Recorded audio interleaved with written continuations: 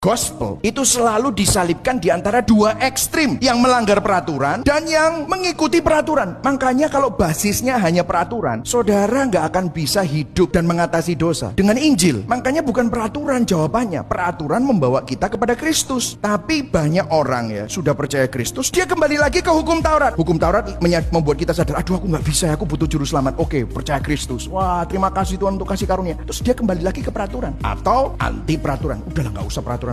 Nah, ini dua error. Injil itu memiliki alur. Injil itu ada garis polanya. Injil itu ada implikasinya, ada koherensinya, ada cara mikirnya, ada konsistensinya, ada logikanya. Injil bukan hanya jalan masuk kepada keselamatan, tetapi juga cara kita maju dalam kehidupan kerohanian kita. Kita perlu terus-menerus menyelaraskan diri pada kebenaran Injil. Itulah sebabnya tiap minggu kita diingatkan dengan Injil. Akibat kejatuhan dalam dosa, manusia kehilangan kemuliaan Allah, kebenaran Allah. Itu yang menyebabkan manusia selalu cari pembenaran, pembuktian, aktualisasi, membangun harga diri untuk menutupi rasa malunya. Makanya kalau saudara mau ngalahkan dosamu dengan peraturan, nggak bisa. Because that always is in your heart. Kunci perubahan bukanlah kemauan keras untuk bertindak, tetapi apa yang dicinta di dalam hati. Kalau kamu sombong, gimana caranya kamu rendah hati? Nggak bisa. Hatimu merasa kamu lebih hebat kok dari orang lain. Kalau mau pura-pura, namanya munafik. Loh, sombong yang kedua. Masalah utama dalam hidup kita adalah kasih yang kacau, kasih yang rusak, kasih yang salah arah di dalam hati kita.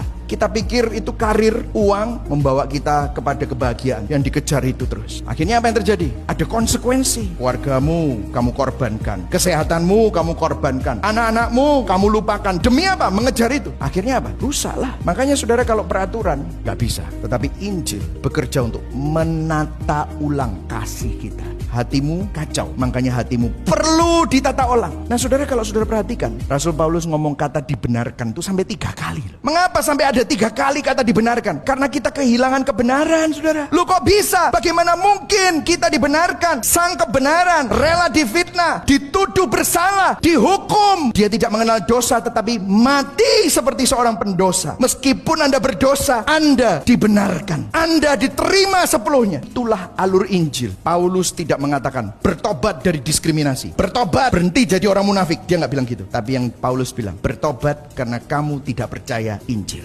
Itu masalah hati. Kalau saudara telusuri kenapa kamu takut, kenapa kamu khawatir, kenapa kamu marah, kenapa kamu berani berdosa, melakukan hal-hal yang tidak berkenan di hadapan Tuhan, karena kamu kurang percaya. Kenapa kita bohong? Kenapa kita iri? Kamu kurang percaya bahwa Tuhan memberikan yang terbaik buat kamu. Kamu mau porsi orang lain. Betul atau tidak? Biarlah Injil menjadi yang terutama dalam hidup kita. Biarlah Injil, keindahannya mengkalibrasi hati saudara. Karena Injil, kita taat dan berbuat baik bukan untuk diselamatkan, melainkan karena sudah diselamatkan. Yang setuju katakan amin. Karena Injil, kita tidak anti peraturan atau hanya mengikuti peraturan, tetapi kita menghidupi pola dan alur Injil.